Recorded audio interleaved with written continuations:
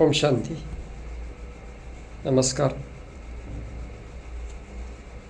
स्वागत आहे आपलं जीवनमूल्य यूट्यूब चॅनलमध्ये. मित्रांनो,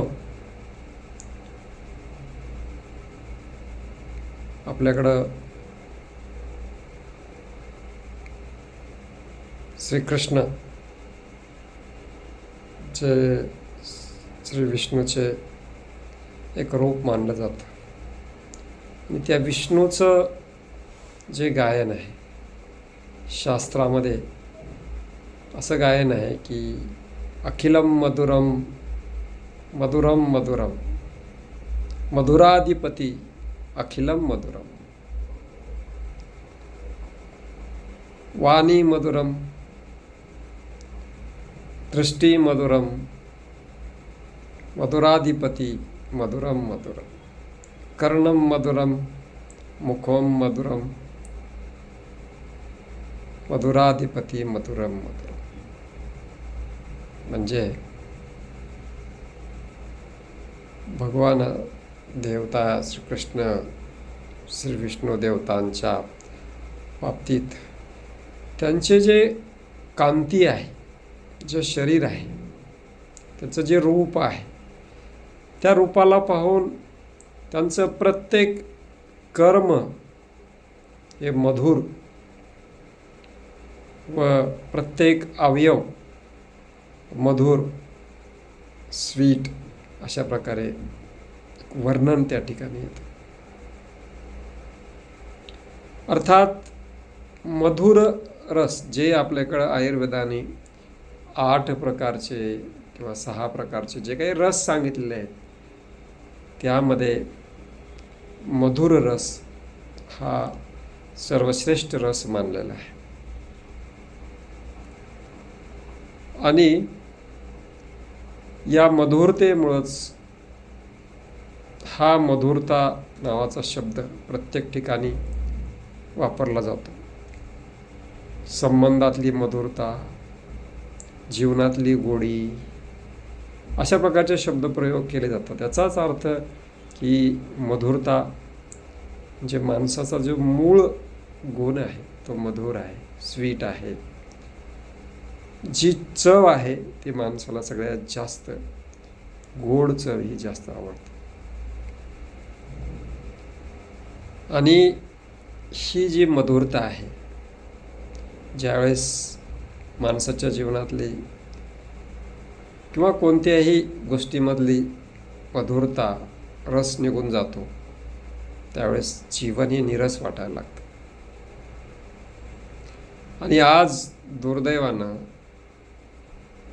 असं सांगावं वाटतं की ही जी मधुरता आहे हीच माणसाची सगळ्यात मोठी दुश्मन बनलेली आहे. अर्थातच मी जे बोलतोय ते दुसरं तिसरं काय नसून मधुरतेमुळं तयार होणारा जो रोग आहे तो आहे डायबिटीस, किंवा ज्याला आपण मधुमेह म्हणतो. ज्यामध्ये की आज आपला देश सगळ्या जगामध्ये 1 नंबरच्या स्थानी आहे. सगळ्यात जास्त मधुमेहाचे रोगी जर कुठं असतील तर आपल्या भारतामध्ये आहेत. म्हणून भारताला मधुमेहाची राजधानी असं म्हटलेलं आहे. आणि या मधुमेहामधली जी गोडी आहे, ज्या गोडीमुळं मधुमेह होतो, तर मग हा जो मधुर रस एवढं सगळ्याला प्रिय असताना हा मधुर रस किंवा ही गोडी आपला दुश्मन कशी बनवू शकते? रोगरूपानं ती आपलं आयुष्य उद्ध्वस्त करायला निघालेली आहे. आताच हे रोगाशी हा जो शुगर आहे किंवा डायबिटीस आहे हा कशामुळं होतो? तर शरीरामधली साखर वाढली, साखरेवरचं नियंत्रण सुटलं तर मधुमेह होतो असं म्हटलं जातं. तर पूर्वी हा मधुमेह नावाचा शब्द किंवा डायबिटीस नावाचा शब्द आजपासून 40 ते 50 वर्षापूर्वी अस्तित्वातच नव्हतं. मग पूर्वी ही लोकांची जीवनपद्धती होती, आजही आहे. पण आज हा रोग का बळावलेला आहे? कशामुळं? निश्चितपणे जे खानपान आहे, जे राहणीमान आहे, जीवनपद्धती आहे, वातावरण आहे, यामध्ये निश्चित रूपानं बदल झालेला आहे. यामध्ये शास्त्रीय कारण जर पाहिलं तर शुगर जी आहे किंवा साखर जी आहे, हे प्रत्येक फळ असो, भाज्या असो, अन्न असो, याच्यामध्ये साखरेचं प्रमाण असतं. आणि ह्या साखरेवरच आपल्या शरीरामध्ये ग्लुकोज तयार होतं आणि ग्लुकोजवरच आपलं पूर्णपणे जीवनशक्तीचा स्रोत जे आहे ते ग्लुकोज आहे. परंतु हे जे ग्लुकोज शरीरामध्ये आवश्यकतेपेक्षा जास्त तयार झालं आणि त्यावरचं शरीराचं कंट्रोल सुटलं तर आवश्यकतेपेक्षा जास्त झालेल्या साखरेमुळं हा डायबिटीस होतो. आणि जे स्वादुपिंड आहे, ज्याला आपण गाजर ग्रंथी म्हणतो, स्वादुपिंड निकामी होतं आणि मग ही साखर एक्स्ट्रा होतच राहते, त्याच्यावरचं नियंत्रण सुटून जातं. ह्याच शुगरमुळं अनेक प्रकारचे रोग, दुसरे रोगही उद्भवतात. आता ही जी शुगर आहे ती येते कुठून? अन्न, फळे, भाज्या यामधून साखर येते. म्हणजे आपण अन्न खातो, आज फळं आणि भाज्याचं प्रमाण आपल्या जेवणामधून कमी झाल्यामुळं फक्त 3 टाईम, सकाळी नाश्त्याला अन्न, दुपारी जेवणामध्ये अन्न, संध्याकाळी अन्न, या अन्नाचं प्रमाण वाढल्यामुळं शरीरामध्ये एक्स्ट्रा साखर तयार होते. आणि शरीरामध्ये साखर एक्स्ट्रा तयार झाली की त्याच्यावर स्वादुपिंडे निकामी होऊन त्याच्यावरचं कंट्रोल सुटतं. कारण आपली जी बॉडी आहे, ही बॉडी 2 वस्तूंनी बनलेली आहे. एक आहे अल्कलाईन, ज्याला क्षारयुक्त म्हणतो, आणि दुसरा आहे ॲसिडिक, ज्याला आम्लयुक्त म्हणतो. आपल्या शरीरामध्ये 80% क्षार आहेत आणि 20% आम्ल आहे. आणि त्याच प्रमाणामध्ये आपलं जे जेवण आहे, भोजन आहे, असंच पाहिजे. 80% क्षार पाहिजे आणि 20% आम्ल पाहिजे. परंतु आज जी खानपानाची पद्धत बदललेली आहे, त्यामुळं काय होतं, हा रेशो उलटा होतो. 20% आपण अल्कलाईन खातो आणि 80% ॲसिडिक खातो.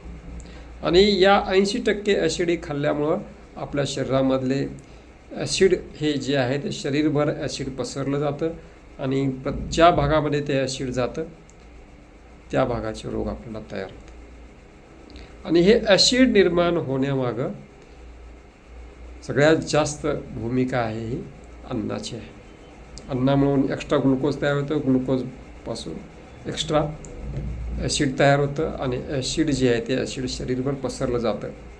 ज्यावेळेस हे ॲसिड आपल्याला गळ्यामध्ये येते त्यावेळेस ॲसिडिटी होते, छातीमध्ये येते त्यावेळेस ॲसिड तयार होतं, जळजळ होते, हृदयामध्ये जातं हृदय शिळ होतं, पोटामध्ये झाल्यानंतर एक्स्ट्रा झाल्यानंतर पोटाचे विकार होतात. म्हणजे ज्या गुडघ्यामध्ये, सांध्यामध्ये ॲसिड गेल्यानंतर सांधे दुखायला लागतात, गुडघे दुखायला लागतात. हे जे प्रकार सर्व होतात केवळ आणि केवळ शरीरामधले साखरेचं, ग्लुकोजचं प्रमाण एक्स्ट्रा झाल्यामुळे होतं. आणि म्हणून आज बाहेरचं खाणं वाढलेलं आहे. तळलेले पदार्थ, मैदा, मीठ, तेल, अतिरिक्त चरबीयुक्त पदार्थ, नॉनव्हेज, बाहेरचं जेवण जास्त खाल्लं गेल्यामुळं, वापरण्यात येणारी तेल खराब असल्यामुळं त्यापासून इन्फेक्शन होणं, अनेक प्रकारचे चुकीचे पदार्थ शरीरामध्ये चाललेले आहेत. ज्याप्रमाणे एखादी पेट्रोलची गाडी डिझेलवर चालू शकत नाही किंवा रॉकेलवर चालू शकत नाही, दुसरं इंधन त्यात चालू शकत नाही, त्याप्रमाणे या शरीरालाही ज्या वेळेस आपण योग्य अन्न देऊ त्याच वेळेस हे शरीर व्यवस्थित चालेल. अन्यथा ज्याप्रमाणे गाडीमध्ये चुकीचं इंधन गेल्यानंतर गाडी जी आपण कुरकुर करीत चालते त्याप्रमाणे हे शरीरही अशाच प्रकारे रोगग्रस्त होऊन चालतं. आपण जिवंत राहतो परंतु निरोगी राहू शकत नाही. आणि म्हणून आज हा जो डायबेटीसचा रोग आहे, हा शुगरचा रोग आहे, दर 4 माणसामागं एका व्यक्तीला शुगर आहे.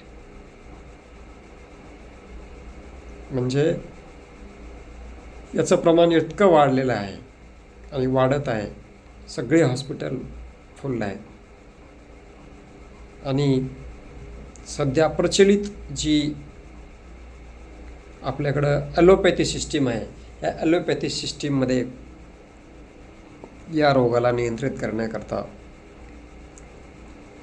काही औषधं दिल्या जातात, गोळ्या दिल्या जातात. एकदा डायबिटीस सुरू झाला की डॉक्टर सांगतात की आता ही गोळी तुम्हाला आयुष्याच्या शेवटच्या क्षणापर्यंत घ्यावं लागेल. कोणताही डॉक्टर सांगत नाही की डायबिटीस हा कायमचा बरा होतो. आणि एकदा गोळी सुरू झाली की त्या गोळीचे डोसेस वाढतात आणि शेवटपर्यंत गोळी घेतली जाते. कारण त्यांना जे शिकवलंय, प्रचलित जे ज्ञान आहे ते इतकंच आहे. कारण त्यांनाही माहीत आहे मनुष्य ह्या अन्नाशिवाय, अतिरिक्त अन्नाशिवाय व चमचमीत पदार्थाशिवाय, अनेक प्रकारच्या नॉनव्हेजशिवाय ते राहू शकत नाही. त्यामुळं त्यांचाही नाविलाज आहे. ते अशा प्रकारचे डोसेस किंवा गोळ्या देत जातात आणि पर्यायानं या रोगाला कंट्रोल करणं अवघड जातं. आणि हा डायबिटीज आहे तो आपल्या आयुष्याच्या शेवटपर्यंत टिकून राहतो. तसं पाहिलं जर आपलं खानपान योग्य राहिलं तर मगाशी सांगितल्याप्रमाणे 20% जर आपण ॲसिडिक खाल्लं आणि 80% अल्कलाईन खाल्लं तर हा जो मधुमेह आहे, हा जो डायबिटीज आहे, हा कायमचा बरा होऊ शकतो. हे सिद्ध झालेलं आहे. परंतु आज आपण हे सगळं खाण्यापासून परावृत्त होऊ शकत नाही. त्यामुळं हजारो लाखो रुपयाची महागडी औषध, इन्शुलिन, गोळ्या, औषधं यावर खर्च केला. परंतु आपण स्वतःवर कंट्रोल करू नाही शकत. आणि मग नशिबाच्या नावानं टाहो फोडला जातो. पेशंट दगावल्यावर डॉक्टरला दोष दिला जातो, परिस्थितीला दोष दिला जातो, देवाला दोष दिला जातो, इतरांना, नातेवाईकाला दोष दिला जातो. मित्रांनो, हे सगळं आपल्या हातामध्ये आहे. हे स्वास्थ्य आहे, ते स्वास्थ्य अपने मुट्ठी में. आपणच त्यासाठी फार मोठं, कारण म्हणतात की मनाचा ब्रेक उत्तम ब्रेक. आपलं मनावर आणि जिभेवर आणि शरीरावर आणि स्वादेंद्रियावर जर नियंत्रण राहिलं तर रोग बळावण्याची किंवा रोग होण्याची किंवा रोग आउट ऑफ कंट्रोल जाण्याची शक्यता अत्यल्प असते. आता काही लोकांना म्हणतात की हे बिमारी आहे ती अनुवंशिक आहे, पूर्वजाला झाली म्हणून आम्हाला झाली. परंतु जरी झाली तरी योग्य खानपानद्वारे, योग्य लाईफस्टाईलद्वारे आपण त्याला नियंत्रित करू शकतो. आज अनेक लोक आणि याचं अनुकरण करून निरोगी जीवन जगत आहेत. जर आपण कोणत्याही रोगाला व्यवस्थित पथ्य पाळलं नाही आहे, व्यवस्थित आपण शरीराला आहार दिला गेला नाही आहे, तर आपला डायबिटीसच काय, शुगरच काय, तर आपला कोणताही रोग कायमचा दुरुस्त होत नाही. प्रचलित औषधोपचारांना रोग फक्त मॅनेज होतात, नष्ट होत नाहीत. म्हणून आपल्या हातामध्ये आहे. शुगर होऊ द्यायची, त्याच्यावर कितपत नियंत्रण ठेवायचं, आपलं खानपान कसं ठेवायचं, आपले रहनसहन कसं ठेवायचे. आज माणसाला या शुगरपासून किंवा अनेक रोगापासून मुक्त करण्यासाठी हजारो प्रकारच्या सिस्टीम आज बाजारात उपलब्ध आहेत. अनेक प्रकारच्या उपचार पद्धती आहेत. आणि त्यामुळं कितीतरी हा रोगी जो आहे, हा रोगी तो संभ्रमित अवस्थेत, गोंधळलेल्या अवस्थेत की नेमकी कोणती उपचार करायचा, नेमकी कोणती गोळी खायची, नेमकं कोणतं औषध खायचं, नेमकं कोणती पॅथी अवलंब करायचं, नेमकी कोणती जीवनपद्धती ठेवायची, याच्यामध्ये आपण सगळे गोंधळलेला. परंतु साधं आणि सिंपल टेक्निक यासाठी आहे, आणि ते म्हणजे जे प्रकृतीनं दिलं, जे निसर्गानं दिलं. आज आपण 200-250 रुपयाचे सफरचंद विकत घेऊन खायला आपण इतका विचार करतो. परंतु तेच जर आपण दवाखान्यात गेलो तर 500, 600, 1000, 2000 रुपयाची औषधी, महागडी औषधे आपण डॉक्टरनं एका चिठ्ठीवर सांगितल्यावर लगेच ताबडतोब विकत घेऊ. त्याचा विचार करत नाही आपण. फक्त फळावाल्याला आपण त्याच्यापाशी बार्गनिंग करतो की 200 रुपयाचे किलो सफरचंद आहेत, मला 100 रुपयाला देतो का, 150 रुपयाला देतो का. औषधाच्या दुकानामध्ये आपलं बार्गनिंग चालत नाही. त्या ठिकाणी त्यांची MRP चालते. आपण त्या ठिकाणी हातबल ठरतो, पर्याय नाही. परंतु मागाशी सांगितल्याप्रमाणे मनाचा ब्रेक उत्तम ब्रेक. आपण जर आपली जीवन पद्धती तशा प्रकारे ठेवली, आपण जर आपली लाईफस्टाईल तशी ठेवली, तर रोग आपल्या जवळ येणार नाही. हा आमचा अनुभव आहे. म्हणूनच आम्ही छाती ठोकपणे सांगतो की गेली 12 वर्षापासून, एकदम 12 वर्षापासून कोणत्याही प्रकारचं मेडिसिन, आयुर्वेदिक असू द्या, ॲलोपॅथिक असू द्या, होमिओपॅथिक असू द्या, कोणतं मी घेतलेलं नाही. त्याच्याशिवाय पण जिवंत आहेच मी. जीवन चाललेलं आहे, निरोगी जीवन जगतोय आम्ही. का? तर त्यासाठी काही विशेष असं काही करावं लागलेलं नाही. योग्य मानवाचा जो आहार आहे, जो परमेश्वरानं दिलेला आहे, तो जास्तीत जास्त प्रमाणे सेवन करायचं. इतर 20% आहार तुम्ही खाल्ला तरी त्याच्यामधून एवढं लॉस नाही होत. परंतु हा शुगरला कंट्रोल करण्यासाठी 2 गोष्टी फार मोठ्या आवश्यक आहेत. ते म्हणजे चुकीचा आहार बंद करणं आणि चुकीची विचार बंद करणं. आपण जे थिंकिंग करतो, विचार पद्धती, आज शुगरचं प्रमाण वाढण्याचं दुसरं मोठं कारण म्हणजे स्ट्रेस, तणाव, चिंता, भीती हे अतिप्रमाणामध्ये वाढत आहे. भविष्याची अनिश्चितता, यामुळे वाढणारी चिंता, तणाव, आपसामधले संबंधामधले ताणतणाव, टेन्शन, यामुळं या सर्व भावनांचा, निगेटिव्ह विचाराचा परिणाम जो आहे तो आपल्या वेगवेगळ्या शरीरामधील ग्रंथीवर होतो. आणि त्या ग्रंथीमधून जे हार्मोन्स तयार होतात, त्या हार्मोन्स शरीरामध्ये कमी जास्त प्रमाणामध्ये स्त्रवण होणं हे शरीराला घातक ठरतं. म्हणून बरंचसं काही विचारावर अवलंबून असतं. आणि हे जे तणाव, हे जे टेन्शन, आपण जर त्याला जर आपण नियंत्रण करायला किंवा त्यापासून दूर राहायला जर नाही शिकलो, तर केवळ औषधोपचार करूनही उपयोग नाही. त्यामुळं 2 प्रकारे या शुगरला नियंत्रित करण्यात किंवा शुगरला घालवण्यासाठी 2 गोष्टी आवश्यक आहेत. एक तर चांगल्या प्रकारचा आहार, आणि दुसरं या ताणतणावमुक्त जीवन पद्धती. आणि मग हा ताणतणाव घालवायचा कसा? तर त्यासाठी मनाला नियंत्रण करणं. आणि मनाला नियंत्रण करायचं असेल तर मन एकाग्र होणं आवश्यक आहे. मन एकाग्रतेसाठी काही मेडिटेशन, राजयोग मेडिटेशन किंवा अनेक प्रकारचे प्रचलित मेडिटेशन उपचार, ध्यान पद्धती निघालेल्या आहेत. त्याद्वारे मनाला नियंत्रित करता येतं.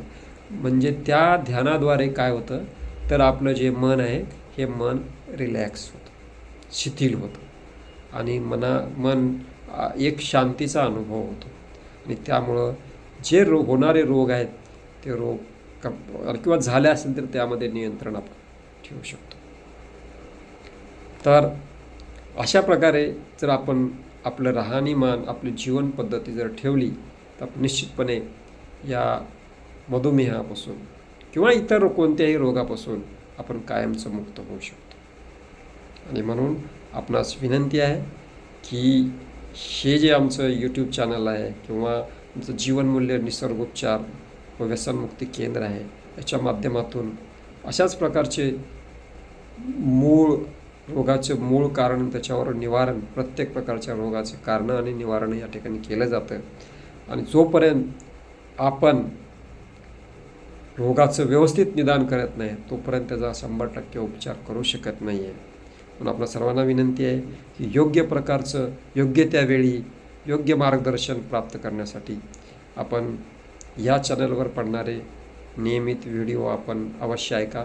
आणि एक वेळेस आपल्यामध्ये कोणत्याही रोगाचं जर प्राबल्य असेल किंवा कोणताही रोग असेल, गंभीर मानसिक असो शारीरिक असो, या रोगापासून मुक्त होण्यासाठी या ठिकाणी दिलं जाणारं जे काउन्सिलिंग आहे किंवा जे या ठिकाणी दिलं जाणारं ज्ञान आहे ते आपण निश्चित घ्यावं आणि आपण विनामूल्य या रोगांपासून दूर राहण्याचा प्रयत्न करावा. आणि या कलियुगामध्ये आपलं घटत जाणारं आयुष्यमान आहे ते आयुष्यमान, चांगल्या प्रकारचं आयुष्य आपण कसं जगायचं हे आपण समजून घ्यावं अशी आपणाला विनंती. तर अशाच नवनवीन व्हिडिओ पाहण्यासाठी किंवा जीवन उपयोगी, आपल्या उपयोगी माहिती जाणून घेण्यासाठी या चॅनलला नियमित पहा. आपण ही माहिती जर आपल्याला चांगली वाटली तर आपण लाईक करू शकता किंवा इतरांना शेअर करू शकता. तर आज या ठिकाणी एवढंच पुरेसं आहे. यानंतर या रोगावर बोलण्यासारखं पुष्कळ आहे, परंतु व्हिडिओ लांब होत चाललेला आहे, त्यामुळं आज इथंच थांबू. ओम शांती. नमस्कार.